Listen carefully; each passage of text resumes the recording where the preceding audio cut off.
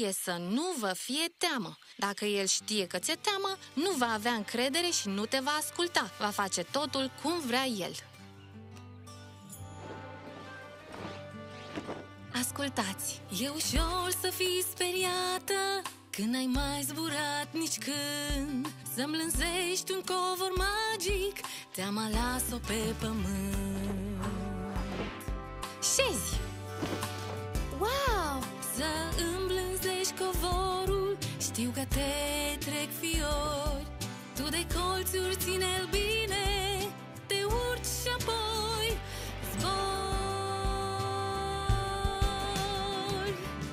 Și dacă o să încerci acum să atingi cerul înalt, poate fi o aventură, un zbor de neuitat.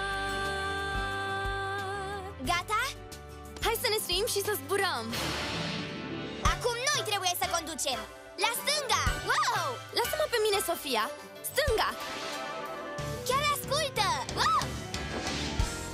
A ascultat! Să-i spunem să o ia în dreapta, împreună! Dreapta! Acum stânga! Stânga! Ne pricepem! Să mințim un covor magic, frica să o înlăturăm, de colțuri bine să îl ținem și sus să ne înălțăm. Sunteți gata să ieșiți? Aha! Atunci urmați-mă!